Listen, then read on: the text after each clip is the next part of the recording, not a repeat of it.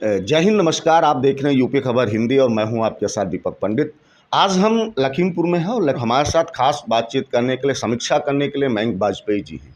मयंक वाजपेयी जी हिंदुस्तान अखबार के bureau chief हैं और अगर देखा जाए तो एक बड़े विश्लेषक के तौर पर हमेशा वो जाने जाते हैं।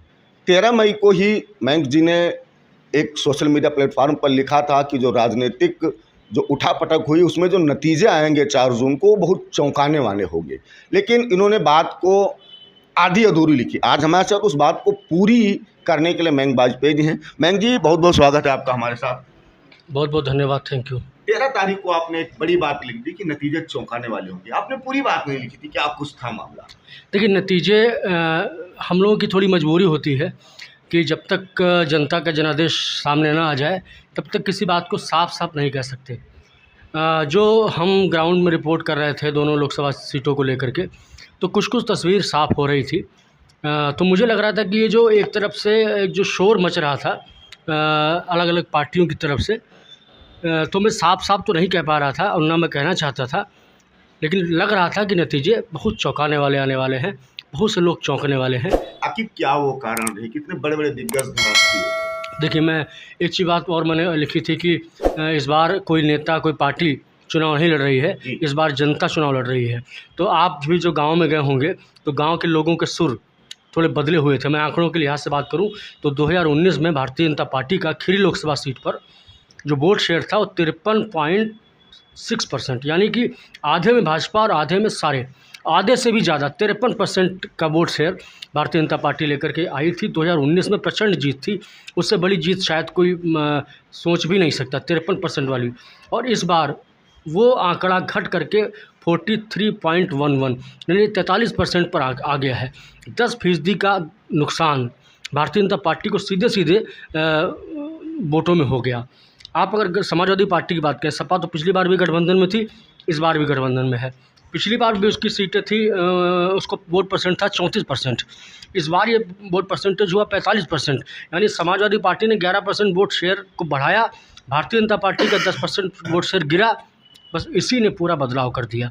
सबसे चौंकाने वाली बात है, मज़ेदार, धौरारा लोकसभा सीट में इस बार जीत और हार का अंतर आप मानेंगे कि आज तक 1952 से चुनाव हो रहे हैं, हालांकि धौरारा 2009 में बनी, 0.4% जीत हार का अंतर, 4000 वोटों का अंतर।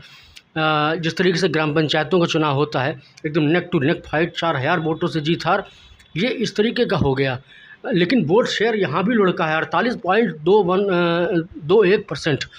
2019 में भारतीय जनता पार्टी ने 48.21% का वोट शेयर मार्जिन पाया था, इस बार वो खिसक करके 39% पर आ गया।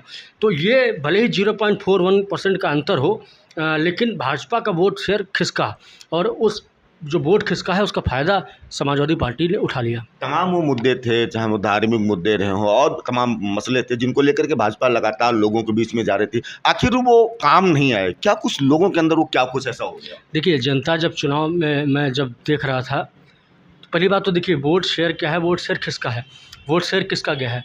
बसपा का जो वोट शेयर पिछले चुनाव में क्या, जो 53% वोट भारतीय जनता पार्टी को मिले, उसका कारण ये था कि खीरी लोकसभा सीट पर हाथी का सिंबल नहीं था, सपा बसपा गठबंधन था। तो जो हाथी चुनाव निशान के मतदाता थे बसपा के, उनमें से बहुत बड़ा vote share Bharatiya Janata party की तरफ चला गया था। इस बार बहुजन समाज पार्टी चुनाव लड़ रही थी, तो उसका मतदाता कोर वोटर तो उसको गया ही। साथ में जो एक विपक्ष ने बहुत ही तेज़ी के साथ में और दम से ये बात कही कि वो संविधान और आरक्षण वाली, ये जो दलित मतदाता है, जो ओबीसी मतदाता है, ये उसको टच करने लगी। मैं जब गांव में जाता था, लोगों से बात करता था, तो लोग उस पर डिस्कस करते थे। ख़ास बात ये थी कि वो भीड़ सब में जुट रही थी, वो नारे सबके लगा रहे थे, लेकिन उनके मन में कुछ सवाल अंदर अंदर चल रहे थे। जिस तरीके से मेले में भीड़ होती है, हर व्यक्ति खरीदार नहीं होता। बिल्कुल सही बात है। दूसरी बात ये कि 2022 में जिस तरीके से चुनाव लड़ा गया, भारतीय जनता पार्टी ने लाभार्थियों को आगे रखा, कहा कि लाभार्थी संवाद होगा, लाभार्थी से को अपनी तरफ लाने का एक नया वर्ग भारतीय जनता पार्टी ने तैयार किया। मैं हैरत था इस बार कि इस बार लाभार्थी पर बात नहीं हो रही थी, लाभार्थियों से कोई मेल मुलाकात नहीं थी। जो लाभार्थी थे जिन्होंने केंद्रीय योजनाओं का लाभ लिया, वो भी छिटक गए, वो भी समाजवादी पार्टी की तरफ चले गए। तो ये नुकसान भाजपा को बहुत भारी पड़ गया। मैं ये नहीं कहता कि भाजपा का कोर वोटर है वो छिटका है, बहुत कम होगा, भाजपा का कोर वोटर भी छिटका होगा, लेकिन जो सबसे ज़्यादा जिससे उम्मीद थी कि जो लाभार्थी है, जो हमेशा से वोट देता रहा भारतीय जनता पार्टी को, इस बार जानेंगे वो लाभार्थी वाले मामले पर ज़्यादा बात नहीं की भाजपा ने। शायद यही वजह है कि छिटक गया। और दूसरा, पार्टी के भीतर जो चल रहा था, ये मुझे बताने की ज़रूरत नहीं है कि पार्टी के भीतर क्या चल रहा था, क्या किस तरीके की गुटबंदी थी, और वो सब दिखाई दे रही थी। आप समझिए कि जब पार्टी के भीतर कुछ चले और ये बात जनता तक पहुंच जाए तो इसमें कुछ छिपाव दुराव नहीं रह जाता है। लेकिन राजनीति में लोक लाज एक चीज़ होती है, तो मैं तो उस लोक लाज का पालन कर रहा हूँ। मैं नहीं बोलूँगा कि पार्टी के भीतर क्या चल रहा था, लेकिन चल रहा था। जनता के बीच ये संदेश जा चुका था कि फलाने कह रहे हैं कि इधर ना जाओ, ढिकाने कह रहे हैं उधर ना जाओ।